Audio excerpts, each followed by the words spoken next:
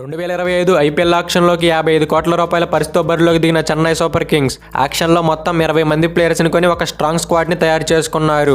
And వీళ్ళ ఆక్షన్లో మరీ ముఖ్యంగా ఏ ప్లేయర్ మీద కూడా భారీ అమౌంట్ పెట్టలేదు. కేవలం నూర్ అహ్మద్కి 10 కోట్లు అండ్ అశ్విన్కి 9.75 కోట్లు పెట్టారు. అండ్ మిగతా ఏ ప్లేయర్స్ మీద కూడా అంత అమౌంట్ పెట్టలేదు. అండ్ వీళ్ళని కూడా అంత అమౌంట్ పెట్టుకోవడానికి మెయిన్ రీజన్ వాళ్ళు చెన్నై పిచ్కి బాగా సూట్ అవుతారు. సో కాబట్టి అశ్విన్ అండ్ నూర్ అహ్మద్ని చెన్నై వాళ్ళు అంత అమౌంట్ పెట్టుకున్నారు. అండ్ మిగతా ఏ ప్లేయర్ మీద కూడా వాళ్ళు భారీ అమౌంట్ పెట్టలేదు. అందరినీ బడ్జెట్లోనే తీసుకున్నారు. సో కాబట్టి చెన్నై వాళ్ళు ఈ ఆక్షన్లో చాలా తెలివిగా ప్రవర్తించారు. మరీ ముఖ్యంగా Devon Conway, Rachin Ravindra and Sam కరాల్ని ముగ్గురిని కలిపి కేవలం 13 కోట్ల రూపాయల లోపే పెట్టుకున్నారు. ఇవైతే అబ్సల్యూట్ స్టీల్స్ అని చెప్పుకోవచ్చు. ఎందుకంటే Conway, Rachin Ravindra and Sam Curran high ప్రైజ్కి వెళ్లే ప్లేయర్స్. వీళ్ళ ముగ్గురిని కలిపి వీళ్ళు 13 కోట్లు పెట్టుకున్నారంటే అవి అబ్సల్యూట్ స్టీల్స్ అనే చెప్పుకోవాలి. మరీ ముఖ్యంగా శామ్ కరాన్ని కేవలం 2.4 కోట్లు మాత్రమే పెట్టుకున్నారు. ఇదైతే చెన్నైకి చాలా అడ్వాంటేజ్. అండ్ అలానే వీళ్ళు రాహుల్ త్రిపాఠి, విజయ్ శంకర్, దీపక్ కొడాలను కూడా బడ్జెట్లో కొన్నారు. ఏ ఒక్క ప్లేయర్ మీద కూడా వీళ్ళు భారీ అమౌంట్ పెట్టలేదు. అండ్ వీళ్ళు మరీ ముఖ్యంగా అశ్విన్, నూర్ అహ్మద్, కాన్వే వీళ్ళ ముగ్గురు మీద తప్ప ఏ ఒక్క ప్లేయర్ మీద కూడా కనీసం 5 కోట్ల కంటే ఎక్కువ ఖర్చు పెట్టలేదు. అందరినీ 5 కోట్ల లోపే తీసుకున్నారు. అందుకే చెన్నై వాళ్ళు ఈసారి ఐపీఎల్లో చాలా స్ట్రాంగ్ స్క్వాడ్ని బిల్డ్ చేశారు. అండ్ వీళ్ళు ప్లేయింగ్ లెవెన్ ఎంత స్ట్రాంగ్గా ఉందో వాళ్ళకి బ్యాకప్ కూడా అంతే స్ట్రాంగ్గా ఉంది. సో కాబట్టి 2025 ఐపీఎల్ కోసం చెన్నై సూపర్ కింగ్స్ చాలా స్ట్రాంగ్ స్క్వాడ్ని బిల్డ్ చేసింది. అండ్ వీళ్ళు ఫాస్ట్ బౌలర్స్ చూసుకున్నా చాలా బడ్జెట్లో కొన్నారు. అండ్ మిగతా టీమ్స్ చూసుకుంటే ఫాస్ట్ బౌలర్స్ మీద చాలా ఎక్కువ అమౌంట్ పెట్టింది. కానీ చెన్నై చేపక్ పిచ్ ఫాస్ట్ బౌలర్స్కి ఎక్కువగా హెల్ప్ చేయదు కాబట్టి వీళ్ళు ఫాస్ట్ బౌలర్స్ మీద అమౌంట్ ఇన్వెస్ట్ చేయకుండా స్పిన్నర్స్ మీద ఎక్కువ అమౌంట్ ఇన్వెస్ట్ చేశారు. సో ఇక్కడైతే చెన్నై చాలా తెలివిగా ప్రవర్తించింది. కేవలం వాళ్ళ పిచ్కి తగ్గట్లుగా మాత్రమే వాళ్ళ ప్లేయర్స్ని కొన్నారు. కింద చెప్పుకున్నట్లు బ్యాకప్ ప్లేయర్స్ చూసుకున్నా కానీ చాలా స్ట్రాంగ్గా ఉన్నారు. ఇక ఈ వీడియోలో మనం చెన్నై దగ్గర ఉన్న 25 మంది స్క్వాడ్తో మనం ఒక స్ట్రాంగ్ ప్రాబబుల్ ప్లేయింగ్ 11 క్రియేట్ చేద్దాం. ఇక వీడియోలోకి వెళ్లే ముందు మీకు ఒక చిన్న రిక్వెస్ట్. ఇంకా మీరు మన ఛానల్ని సబ్స్క్రైబ్ చేసుకోకపోతే వెంటనే సబ్స్క్రైబ్ చేసుకొని నోటిఫికేషన్ ఆన్ చేసి పెట్టుకోండి. ఇంకా ప్లేయింగ్ 11 మీద అండ్ ఐపీఎల్ మీద చాలా వీడియోస్ వస్తాయి. సో మీరు అవి మిస్ అవ్వకుండా చూడటానికి మన ఛానల్ని సబ్స్క్రైబ్ చేసుకొని నోటిఫికేషన్ ఆన్ చేసి పెట్టుకోండి. ఇక లేట్ చేయకుండా టాపిక్లోకి వెళ్దాం. ముందుగా 2025 ఐపీఎల్ కోసం చెన్నై ఓపెనర్స్గా Ruturaj Gaikwad and Devon Conway బరిలోకి దిగుతారు. వీళ్ళిద్దరు జోడీ గురించి నేను మీకు ప్రత్యేకంగా చెప్పనవసరం లేదు. ఫ్యూ సీజన్స్ నుంచి వీళ్ళిద్దరూ చాలా అద్భుతంగా చెన్నైకి ఓపెనింగ్ పార్ట్నర్షిప్స్ అందిస్తున్నారు. అండ్ కన్సిస్టెంట్గా ప్రతి మ్యాచ్లో వీళ్ళిద్దరిలో ఏదో ఒక ప్లేయర్ లాస్ట్ వరకు ఇన్నింగ్స్ని ఆడగలరు. సో వీళ్ళ దగ్గర ఆ స్టామినా ఉంది. సో కాబట్టి ఈసారి ఐపీఎల్లో కూడా వీళ్ళ జోడీ చాలా అద్భుతాలను సృష్టించబోతుంది. వీళ్ళ ఓపెనింగ్లో ఉన్న మైనస్ ఏంటంటే ఇద్దరికిద్దరు కూడా క్లాస్ ప్లేయర్స్. ఇద్దరు కూడా అగ్రెసివ్ బ్యాటింగ్ చేసే టైప్ కాదు. ఇద్దరు ఇన్నింగ్స్ని బిల్డ్ చేసుకొని సెట్ అయ్యాక షాట్స్ ఆడతారు. సో అదొక్కటే వీళ్ళిద్దరిలో అడ్వాంటేజ్. అదొక్కటి పక్కన పెడితే వీళ్ళ ఓపెనింగ్ జోడీ చాలా స్ట్రాంగ్గా ఉంది. ఇక నెంబర్ 3లో చూసుకుంటే వీళ్ళ ఆక్షన్లో 3.4 కోట్లు పెట్టుకున్న రాహుల్ త్రిపాఠిని ఆడిస్తారు. రాహుల్ త్రిపాఠికి అయితే ఇదివరకే నెంబర్ 3లో బ్యాటింగ్ అన్న ఎక్స్పీరియన్స్ చాలా ఉంది.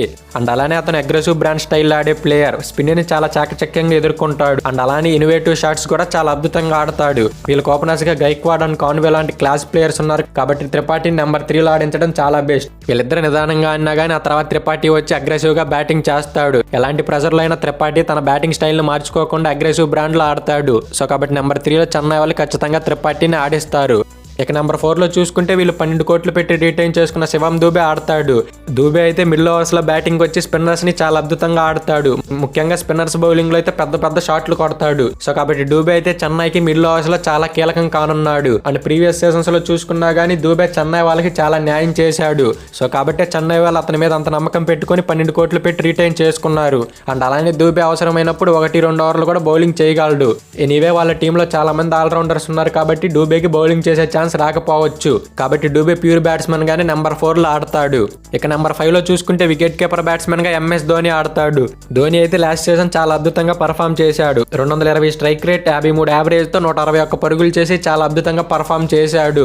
ఎందుకంటే అతను డెత్ ఓవర్స్ లో బ్యాటింగ్ వస్తాడు కాబట్టి పెద్దగా బ్యాటింగ్ చేసే అవకాశం రాదు. సో కాబట్టి ధోని లాస్ట్ సీజన్ కేవలం 160 పరుగులు మాత్రమే చేశాడు. కానీ అతను స్ట్రైక్ రేట్ అండ్ యావరేజ్ చూసుకున్నా చాలా అద్భుతంగా ఉంది. సో ధోని లాంటి ప్లేయర్స్ లాస్ట్ 1-2 ఓవర్స్ ఉన్నప్పుడు బ్యాటింగ్ వస్తారు కాబట్టి పెద్దగా రన్స్ చేసే అవకాశం రాదు. సో ఇక చూడాలి ఈ సీజన్లో ధోని తను ప్రమోట్ చేసుకుంటారా లేదా లోయర్ ఆర్డర్లో బ్యాటింగ్కి వస్తాడా అనేది. ఇక నెంబర్ 6లో చూసుకుంటే 3 డైమెన్షనల్ ప్లేయర్గా రవీంద్ర జడేజా బరిలోకి దిగుతాడు. బ్యాట్తో చూసుకున్న, బాల్తో చూసుకున్న అండ్ ఫీల్డింగ్లో చూసుకున్న చాలా అద్భుతంగా పర్ఫామ్ చేస్తాడు. జడేజా దగ్గర బ్యాటింగ్, బౌలింగ్, ఫీల్డింగ్ మూడిట్లో కూడా పర్ఫామ్ చేసే సత్తా ఉంది. సో కాబట్టి నెంబర్ 6లో రవీంద్ర జడేజా చెన్నైకి చాలా బెస్ట్ ఆప్షన్. ఇక నెంబర్ 7లో చూసుకుంటే ఆక్షన్లో 2.4 కోట్లు పెట్టుకున్న శామ్ కరాన్ ఆడిస్తారు.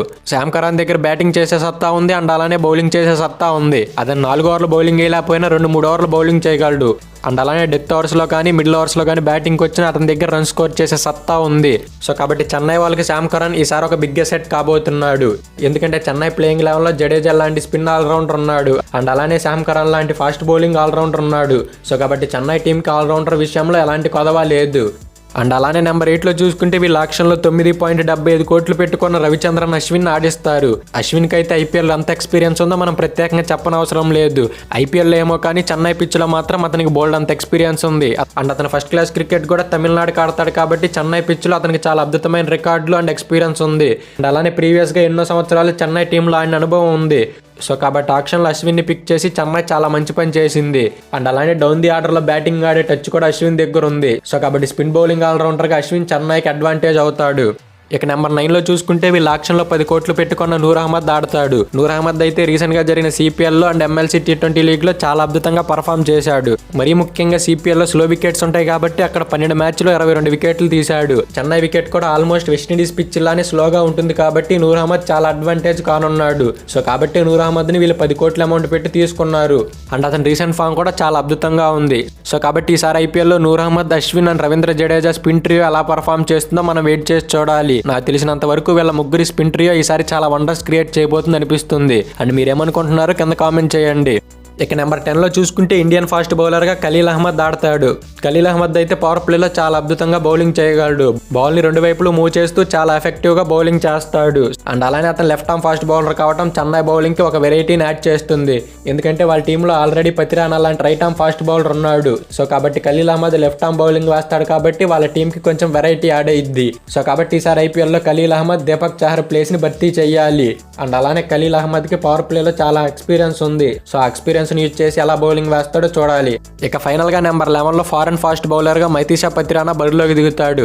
పతిరానా అయితే డెత్ ఓవర్స్ లో చాలా అద్భుతంగా బౌలింగ్ చేస్తాడు. వీళ్ళ టీంలో ఖలీల్ అహ్మద్ పవర్ ప్లేలో బౌలింగ్ చేస్తే పతిరానా డెత్ ఓవర్స్ లో బౌలింగ్ చేస్తాడు. అండ్ అలానే వీళ్ళిద్దరికి తోడు శామ్ కరాన్ చూసుకున్న డెత్ ఓవర్స్ లో బౌలింగ్ చేయగలడు అండ్ పవర్ ప్లేలో బౌలింగ్ చేయగలడు. సో కాబట్టి స్పిన్ బౌలింగ్ లో వీళ్ళ టీం ఎంత స్ట్రాంగ్ గా ఉందో ఫాస్ట్ బౌలింగ్ లో కూడా అంతే స్ట్రాంగ్ గా ఉంది. స్పిన్ బౌలింగ్ లో ఏమో జడేజా, అశ్విన్, నూర్ అహ్మద్ రూపంలో 12 ఓవర్లు వేసే బౌలర్స్ ఉన్నారు. అండ్ అలానే ఫాస్ట్ బౌలింగ్ లో ఖలీల్ అహ్మద్, పతిరానా, శామ్ కరాన్ రూపంలో 12 ఓవర్లు బౌలింగ్ చేయగల స్టామినా ఉన్న బౌలర్స్ ఉన్నారు. సో కాబట్టి స్పిన్ బౌలింగ్ లో కానీ ఫాస్ట్ బౌలింగ్ లో కానీ చెన్నైకి ఎలాంటి డోకా లేదు. ఇక ఇంపాక్ట్ ప్లేయర్ విషయానికి వస్తే వీళ్ళు దీపక్ కూడా విజయ్ శంకర్ని యూజ్ చేసే అవకాశం ఉంది. ఒకవేళ చెన్నై ఫస్ట్ బ్యాటింగ్ వస్తే పతిరానాని ఇంపాక్ట్ ప్లేయర్ గా యూజ్ చేస్తాడు. లేదా సెకండ్ బ్యాటింగ్ వస్తే దీపక్ కూడా విజయ్ శంకర్ ఇద్దరు ఎవరో ఒకరిని ఇంపాక్ట్ ప్లేయర్ గా యూజ్ చేస్తారు. వాళ్ళ దగ్గర అడ్వాంటేజ్ ఉంది. సో ఈసారి ఐపీఎల్లో చెన్నై ప్లేయింగ్ 11 చూశాక మిడిల్ ఆర్డర్ లో కొంచెం వీక్ గా ఉన్నట్లు కనిపిస్తుంది. సో యొక్క మిడిల్ ఆర్డర్ ప్రాబ్లం తప్పించి top order, lower order, spin bowling and fast bowling అన్ని డిపార్ట్మెంట్స్ లో చెన్నై చాలా స్ట్రాంగ్ గా ఉంది. అండ్ అలానే మిడిల్ ఆర్డర్ లో కూడా ధోని, జడేజా, శామ్ కరాన్ అండ్ దీపక్ కూడా అలాంటి ప్లేయర్స్ పర్ఫామ్ చేశారంటే వాళ్ళ మిడిల్ ఆర్డర్ కూడా ఎలాంటి తిరుగు ఉండదు. సో దీపక్ కూడా చూసుకున్న, రాహుల్ త్రిపాఠి చూసుకున్న రీసెంట్ టైమ్స్ లో అంత అద్భుతంగా పర్ఫామ్ చేయట్లేదు. సో ఈ ఐపీఎల్లోనైనా వాళ్ళు పర్ఫామ్ చేసి ఫామ్ లోకి వస్తారో లేదో చూడాలి.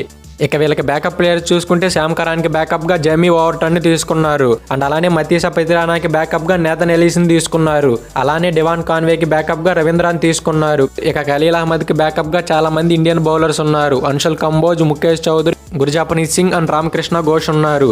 ఇక ఇండియన్ బ్యాట్స్మెన్స్కి బ్యాకప్ చూసుకుంటే షేక్ రషీద్, వన్స్ బేడీ అండ్ విజయ్ శంకర్ లాంటి ప్లేయర్స్ చెన్నై వాళ్ళకి బ్యాటింగ్ బ్యాకప్గా ఉన్నారు. సో ఈ స్ట్రాంగ్ చూసిన తర్వాత మనం ఇందాక చెప్పుకున్నట్టు మిడిల్ ఆర్డర్ ఒక్కటి పక్కన పెడితే చెన్నై టీం చాలా స్ట్రాంగ్గా ఉంది. ఇక ఈ సీజన్లో చెన్నై టీం నుంచి ఎవరు టాప్ పర్ఫార్మర్గా ఉంటారు అనుకుంటున్నారో కింద కామెంట్ చేయండి. అండ్ అలానే నెక్స్ట్ ఏ టీం ప్లేయింగ్ 11 వీడియో చేయాలో కూడా చెప్పండి. ఇక ఈ వీడియో మీకు నచ్చితే లైక్ చేసి, షేర్ చేసి ఇలాంటి మరిన్ని ఇంట్రెస్టింగ్ క్రికెట్ వీడియోస్ కోసం మన ఛానల్ సబ్స్క్రైబ్ చేసుకొని నోటిఫికేషన్ ఆన్ చేసి పెట్టుకోండి. Thank you for watching all.